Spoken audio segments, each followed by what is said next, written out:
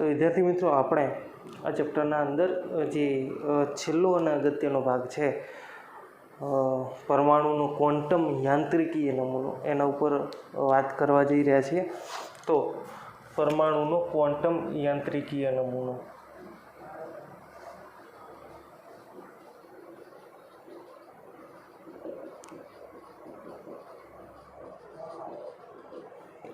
જો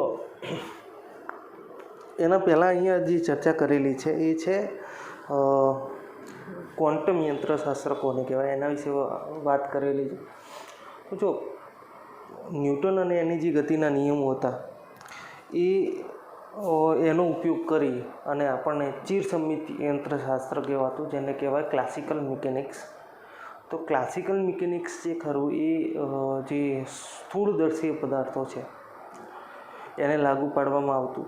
અને જેમ કે આપણે ગ્રહોની ગતિ થઈ અને ગુરુત્વાકર્ષણ થઈ ગયું, તો એ બધા માટે ક્લાસિકલ મિકેનિક્સ છે એ લાગુ પાડવામાં આવતું અને એનું પ્રોપર આપણને રિઝલ્ટ મળતું હતું. પણ ક્લાસિકલ મિકેનિક્સ સાથે, એટલે કે ચિરસમ્મિત યંત્રશાસ્ત્ર સાથે પ્રોબ્લેમ એ હતું કે પાછળથી જે અપડેશન આવ્યા, જેમ કે દ બ્રોગલીની તરંગ લંબાઈ જે કહી દો, કે આપણે દ્વૈત સ્વભાવ જે કહી દો, તરંગનો વિકિરણનો દ્વૈત સ્વભાવ કહી દો, કે પછી કણનો દ્રવ્યનો દ્વૈત સ્વભાવ કહી દો. તો દ્રવ્યની જે કણ પ્રકૃતિ છે એને તો એ એપ્લાય કરતું હતું, પણ જે તરંગ પ્રકૃતિ છે એને ધ્યાનમાં લેતું નહોતું. ઓકે, તો એના પછી ઇરવિન શ્રોડિંજર નામના વૈજ્ઞાનિક હતા અને બીજા વૈજ્ઞાનિક હતા વર્નર હાઇઝનબર્ગ. એટલે ઇરવિન શ્રોડિંજર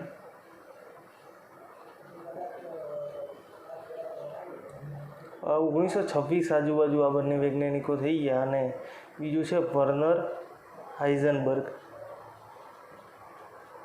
ઓકે, બંને વૈજ્ઞાનિકો અલગ અલગ રીતે, સ્વતંત્ર રીતે એમની રિસર્ચ કરી હતી અને ક્વોન્ટમ યાંત્રિકીય નમૂનો તો નહીં, પણ ક્વોન્ટમ યંત્રશાસ્ત્ર આપ્યું હતું પહેલાં.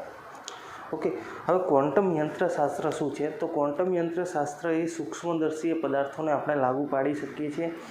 અને આ જે ક્વોન્ટમ યંત્રશાસ્ત્ર છે એની મદદથી આપણે જે સૂક્ષ્મ પરમાણુઓ છે એના ઉપર આપણે લાગુ પાડી શકીએ, કે એના અંદરના રહેલા બળો અને એ કઈ રીતે હોય છે એના ઉપર આપણે લાગુ પાડી શકીએ છીએ. બીજું કે આ જે યંત્રશાસ્ત્ર છે, ક્વોન્ટમ યંત્રશાસ્ત્ર જેને કહેવાય ક્વોન્ટમ મિકેનિક્સ, એ આપણે સ્થૂળદર્શીય પદાર્થોને પણ લાગુ પાડી શકીએ, એઝ વેલ એઝ સૂક્ષ્મદર્શીને પણ લાગુ પાડી શકીએ. જો આપણે એપ્લાય કરીએ અને ગ્રહો માટે અથવા તો એ રીતે જો એપ્લાય કરીએ ક્વોન્ટમ મિકેનિક્સને, તો એના જે રિઝલ્ટ્સ આપણને મળે એ જે આપણું ક્લાસિકલ મિકેનિક્સ હતું, એટલે કે ચિરસમ્મિત યંત્રશાસ્ત્ર જે હતું એના જેટલા જ આપણને રિઝલ્ટ મળે. તો આનું શું થઈ ગયું કે આમ છે ચિરસમ્મિત યંત્રશાસ્ત્રના જેવું જ સ્થૂળદર્શી પદાર્થો માટે, પણ આમાં એક એડવાન્ટેજ એ છે કે આ સૂક્ષ્મદર્શી પદાર્થોને પણ લાગુ પાડી શકાય છે. ઓકે, તો આ બે વૈજ્ઞાનિકોએ કામ કર્યું. એમાં સ્પેશિયલી ઇરવિન શ્રોડિંજર જે હતા એમણે શું કર્યું, શ્રોડિંજર ઇક્વેશન આપ્યું. જે આમાં સિમ્પલ બુકમાં આપણને એમ આપેલું છે કે H⁻ψ is equal two E⁻ψ આપણને આપેલું છે. આને શું કહેવાય, હેમિલ્ટોનિયન કારક કહેવાય. હેમિલ્ટોનિયન કારક. તો આપણને આ રીતે આપેલું છે, ખાલી સિમ્પલ વેમાં જ આપણને આ સૂત્ર આપેલું છે. રિયલમાં કંઈક આવું છે આ સૂત્ર કે ∇2ψ અપોન ∇x²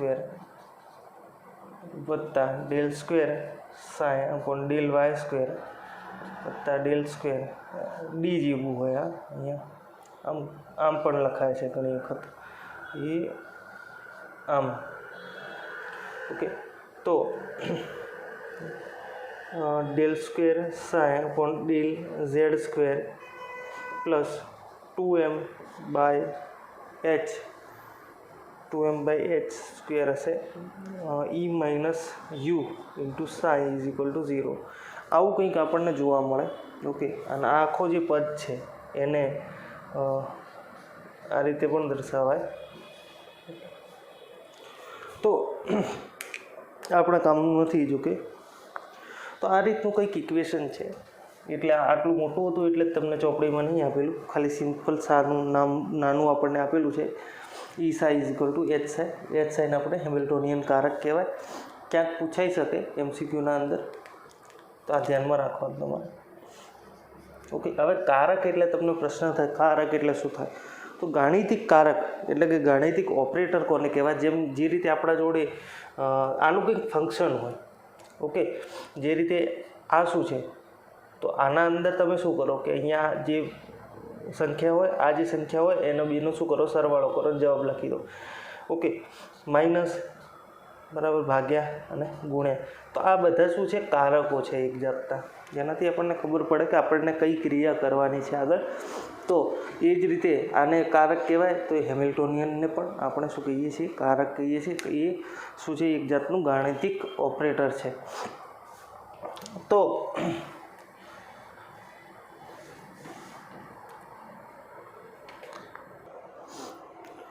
આ જે ઇક્વેશન છે H psi is equal to E psi, એ કોને લાગુ પાડી શકાય? તો પરમાણુ અને અણુ એવી પ્રણાલીઓ કે જેની ઉર્જા સમય સાથે બદલાતી નથી એને લાગુ પાડી શકાય છે. ઓકે, હવે એના માટે આપણે કુલ ઉર્જાનું પણ એમણે સૂત્ર આપ્યું હતું અને એ બધું આપણને જોવા મળે.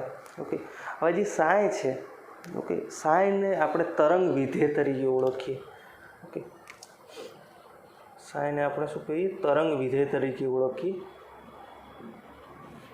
ઓકે, હવે આપણને જો મૂળ સાઈ સ્ક્વેર આપ્યું હોય તો એનો અર્થ એવો થાય સંભવ્યતા ઘનતા.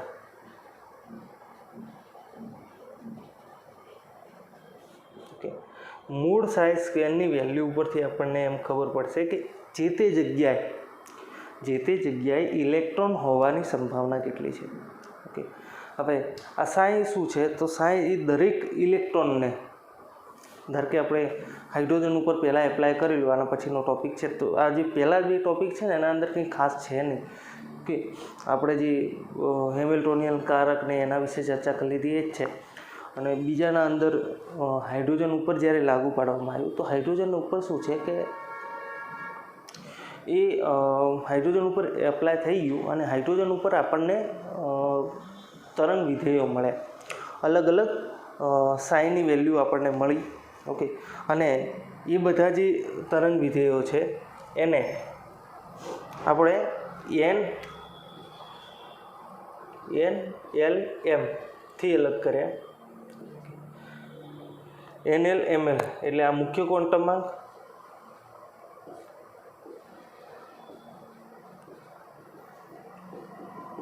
ગૌણ ક્વોન્ટમાંક અને ચુંબકીય ક્વોન્ટમાંક.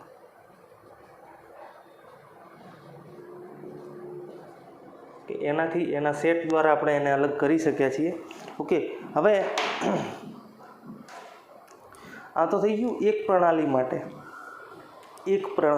એટલે એક ઇલેક્ટ્રોન પ્રણાલી માટે. હાઇડ્રોજન શું છે? એક ઇલેક્ટ્રોન પ્રણાલી છે. ઓકે, એક ઇલેક્ટ્રોન પ્રણાલી માટે આપણે એને LMM. જો કે આને હાલ ટેન્શન ના લેશો, કેમ કે આગળ આપણે બધું ડીપમાં જ ભણવાનું છે આના પછીના ટૉપિકમાં, કે N કોને કહેવાય, ઓકે, L કોને કહેવાય, ML કોને કહેવાય, કોના ઉપર આધાર રાખે, એ બધું ભણવાનું જ છે આપણે. તો એક ઇલેક્ટ્રોન પ્રણાલી છે. હવે આના અંદર જે આપણે તરંગ વિધેયો મળ્યા એને આપણે બધાને શું કહી દીધું? પરમાણવીય કક્ષકો કહી દીધી. ઓકે, ગમે તે એક ઇલેક્ટ્રોનની જે સાઈની વેલ્યુ હોય, ગમે તે એક ઇલેક્ટ્રોન માટે જે આપણને સાઈની વેલ્યુ આપે એ ઇલેક્ટ્રોન વિશે બધી માહિતી આપણને આપે છે. ઓકે, જેમ કે ઇલેક્ટ્રોનની ઉર્જા કેટલી હશે, એની તરંગોની આવૃત્તિ, આ તે એ બધી આપણને માહિતી આપે છે. ઓકે, હવે સાઈની વેલ્યુ ડિપેન્ડ કોના પર કરે? તો એ યામ ઉપર ડિપેન્ડ કરે. એટલે ત્રિપરિમાણના અંદર, ધારો કે અહીંયા ન્યુક્લિયસ લઈ લઈએ તો ઇલેક્ટ્રોન જો અહીંયા હોય તો આ યામને આપણે કઈ રીતે લખીએ કે એક્સની વેલ્યુ અહીંયા વાયની ને અહીંયા ઝેડની. તો XY Z જે યામ છે એના ઉપર આ સાઈની વેલ્યુ ડિપેન્ડ કરે. ઓકે, હવે આ સાઈની વેલ્યુ જે XY Z ઉપર ડિપેન્ડ કરે, અહીંયા આ XY Z બદલાશે તો સાઈની વેલ્યુ પણ બદલાશે, તો એ પ્રમાણે એની એનર્જી બદલાશે ને બધું બદલાશે. ઓકે, જો અહીંયા ક્યાંક હશે તો એને કેન્દ્રથી અંતર ઓછું છે, આકર્ષણ વધારે લાગશે. અહીંયા છે તો આકર્ષણ ઓછું લાગશે. તો એ બધી માહિતી જે ખરી એ સાઈડના ઉપરથી આપણને ખબર પડે કે કોઈ પણ જગ્યાએ ઇલેક્ટ્રોન ઉપર કેટલું આકર્ષણ બળ લાગે છે. ઓકે, ઇલેક્ટ્રોન વચ્ચે પોતાનું બહુપરમાણવીય, ધારો કે બહુ ઇલેક્ટ્રોન એ લઈ લઈએ તો આપણે એક ઇલેક્ટ્રોન પ્રણાલી માટે વાત કરી રહ્યા છીએ. બહુ ઇલેક્ટ્રોન માટે લઈ લઈએ તો સાઈની વેલ્યુ ઉપરથી આપણને એ ખબર પડે કે ભાઈ બે ઇલેક્ટ્રોન જોડે છે તો એના બંને વચ્ચે મ્યુચ્યુઅલ રિપલ્શન કેટલું છે, કે એના બંને વચ્ચે કેટલું અપાકર્ષણ લાગે છે એ પણ આપણને ખબર પડે. પ્લસ કેન્દ્ર છે તો કેન્દ્રમાં પણ પ્રોટોનનું એનું કઈ રીતનું છે એ આપણને ખબર પડે, એટલે એ અપાકર્ષણ કઈ રીતનું છે એ આપણને ખબર પડે. પ્લસ કેન્દ્ર અને ઇલેક્ટ્રોન વચ્ચે કેટલું આકર્ષણ છે, કેટલો પ્રેમભાવ છે એ આપણને ખબર પડે. બરાબર. તો આ જે સાઈની વેલ્યુ છે એ ડિપેન્ડ કરે. આપણે જો સાઈની વેલ્યુ અહીંયા શોધવાની નથી. સાઈની વેલ્યુ જો ચોપડીમાં ચોખ્ખું લખેલું છે કે ભાઈ સાઈની વેલ્યુ તમારે શોધવી હોય તો હાયર મેથેમેટિકલ નોલેજ તમારે જરૂરી છે. Okay, higher mathematical knowledge required છે.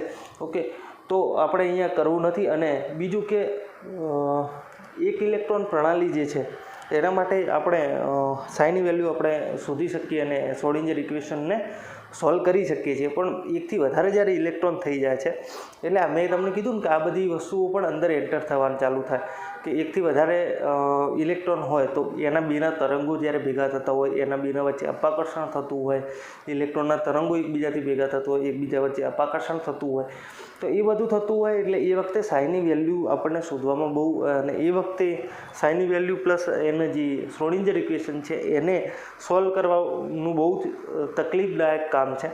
તો એના માટે શું કરવામાં આવે કે જ્યારે એકથી વધારે ઇલેક્ટ્રોન લેવામાં આવે ત્યારે આશરા પડતી પદ્ધતિ લેવામાં આવે, એટલે કે આશરે જે વેલ્યુ છે એ શોધવામાં આવે છે. ઓકે, તો ઇલેક્ટ્રોન માટે જ્યારે લાગુ પાડવામાં આવ્યું તો હાઇડ્રોજનનો જે ઇલેક્ટ્રોન છે એ કેટલા શક્ય એટલા ક્વોન્ટમ સ્તરો ધરાઈ શકે છે, એટલે ક્વોન્ટીકૃત ઉર્જા સ્તર ધરાઈ શકે. ક્વોન્ટીકૃત ઉર્જા સ્તર એટલે આપણને ખબર જ છે કે કોઈ ફિક્સ ઉર્જા ધરાવતું કોઈ સ્તર છે.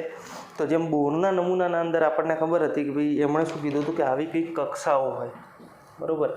પણ આ જે કક્ષાવાળી મેથડ છે, એટલે આ કક્ષાવાળી જે ધારણા છે એ તો હાઇઝનબર્ગે ખોટી પાડી દીધી હતી કે ભાઈ તમારે આ કક્ષા જો કહેવી હોય તો પહેલાં મને સ્થાન અને વેગ બંને ચોક્કસ રીતે ગોતીને બતાવો, જે પોસિબલ નથી.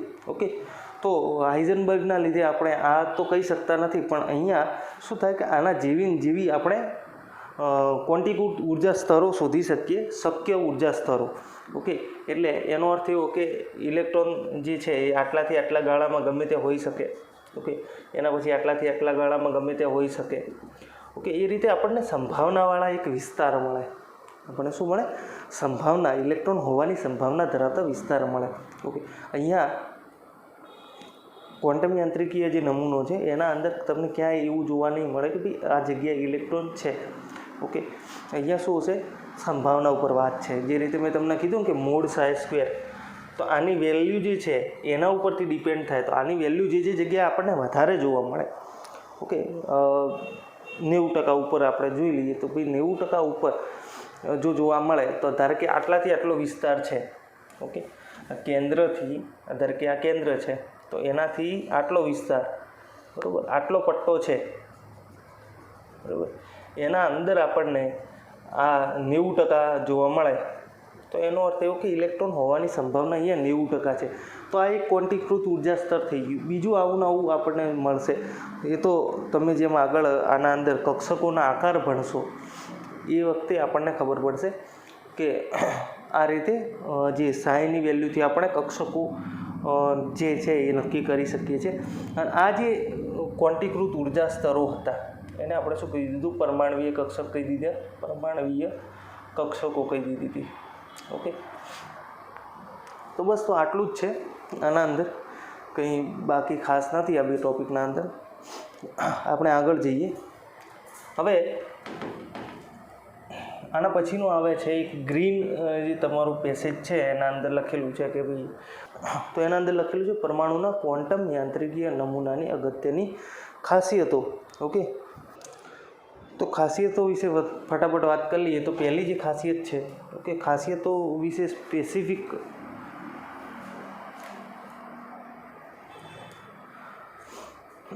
તો ખાસિયતો વિશે વાત કરી લઈએ. તો ખાસિયતો વિશે કોઈ સ્પેસિફિક પ્રશ્ન પૂછાય એમ નહીં, પણ ખાલી આપણે વાત કરી લઈએ. તો પહેલું અહીંયા એની ખાસિયત શું છે કે ઇલેક્ટ્રોન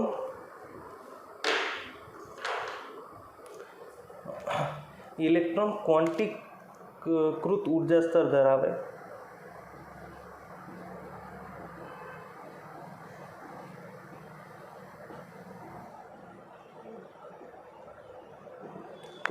તો એનો અર્થ એવો કે દરેક જગ્યાએ એની જે એનર્જી હશે દરેક ઉર્જા સ્તરની કેવી હશે, ફિક્સ હશે. ઓકે, આપણને ખબર જ છે ક્વોન્ટીકૃત ઉર્જા સ્તર વિશે આપણે પહેલાં પણ બહુ ચર્ચાઓ કરી ચૂકેલા છીએ. બીજું જે છે એ છે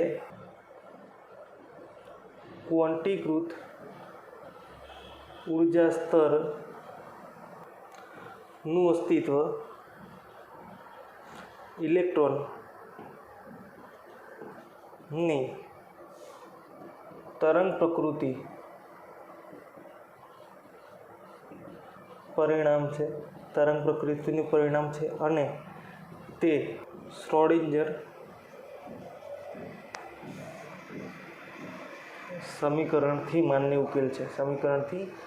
માન્ય ઉકેલ છે. ઓકે, તો આ શું કહેવા માગે છે કે ભાઈ જે તમારું જે ઉર્જા સ્તર છે ક્વોન્ટીકૃત ઉર્જા સ્તર એ ઇલેક્ટ્રોનની તરંગ પ્રકૃતિનું પરિણામ છે કે ઇલેક્ટ્રોન કઈ રીતની તરંગોનું ઉત્સર્જન કરે છે, શોષણ કરે છે એનું પરિણામ છે. અને એ જે ક્વોન્ટીકૃત ઉર્જા સ્તર હશે એ કેવા હશે જ્યાં શ્રોડિંજર જે સમીકરણ છે એના અંદર ઉકેલ એનો માન્ય આવતો હશે. એટલે કે શ્રોડિંજર સમીકરણના અંદર ત્યાં શું હશે, સંભવ્યતા ઘનતા જે છે એ બતાવતી હશે. ઓકે, ત્રીજું જે છે એ છે એમાં ખાલી એટલું જ છે કે ભાઈ ત્રીજાના અંદર ખાલી મેઇન પોઈન્ટ આ છે કે ભાઈ આ નમૂનો જુદા જુદા બિંદુઓએ ઇલેક્ટ્રોન મળવાની સંભાવનાની વાત કરે.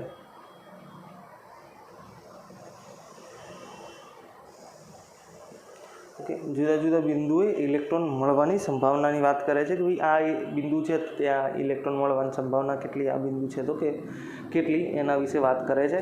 અને એના કેમ કે આપણે એને ફિક્સ ના કહી શકીએ, કેમ કે આપણે ઇલેક્ટ્રોનનો વેગ અને સ્થાન એ ચોકસાઈથી નક્કી કરી શકતા નથી. એટલે ઇલેક્ટ્રોન એ ન્યુક્લિયસની આજુબાજુ કઈ રીતે ગતિ કરે છે, કયા પથમાં ગતિ કરે છે એના વિશે આપણને કોઈ આઈડિયા ના હોય. બરાબર, આપણે સંભાવના દર્શાવી શકીએ કે ભાઈ આ રીતે ગતિ કરતો હશે. આપણે એવું ના કહી શકીએ કે આ રીતે ગતિ કરે જ છે અને આ જ સ્તરમાં ને આટલી જે આનો આકાર આવો છે એવું આપણે કહી શકીએ નહીં, કેમ કે એના માટે બે વસ્તુ આપણને ખબર હોવી જોઈએ, એનો સ્થાન અને વેગ ચોકસાઈથી ખબર હોવી જોઈએ. ચોથું જે છે એ છે પરમાણ્વીય કક્ષકો પરમાણુમાંના ઇલેક્ટ્રોનના તરંગ વિધેયો છે. ઓકે, એટલે આપણે પહેલાં પણ ચર્ચા કરી કે આપણે કોઈ પણ પરમાણુ હોય એના અંદર જે ઇલેક્ટ્રોન હોય એના અનુરૂપ એક તરંગ વિધેય આપણને જોવા મળે. તો એ જ રીતે પરમાણુની જે કક્ષકો હશે એને અનુરૂપ પણ આપણને તરંગ વિધેય જોવા મળશે. તો હાઇડ્રોજન માટે આપણે એક ઇલેક્ટ્રોનીય તરંગ વિધેય વાત કરી હતી. ઓકે, તો એ જ રીતે જે ગમે તે કક્ષકો હશે એના માટે કક્ષકીય તરંગ વિધેય હશે. તો ઇલેક્ટ્રોન જે હોય એને અનુરૂપ કક્ષકીય તરંગ વિધેય પણ આપણને જોવા મળે. ઓકે, અને એને અનુરૂપ આપણને કક્ષકો જોવા મળે. અને એક કક્ષકના અંદર તમે આગળ ભણશો, ઓકે, યાદ રાખવાની જરૂર નથી, ઓટોમેટિક યાદ રહી જ જશે કે ભાઈ એક જે કક્ષક હોય પરમાણુય કક્ષક એના અંદર 2 ઇલેક્ટ્રોનનો સમાવેશ થઈ શકે મેક્સિમમ. ઓકે, હવે પાંચમું જે છે એ પેલું કે સંભવ્યતા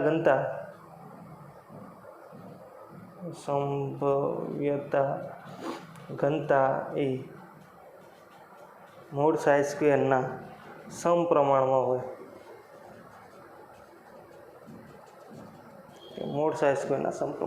છે. ઓકે, તો જેટલું સંભવ્યતા ઘનતાનું મૂલ્ય વધારે એટલો એનો અર્થ એવો કે ત્યાં ઇલેક્ટ્રોન મળવાની જે સંભાવના છે એનું મૂલ્ય વધારે છે.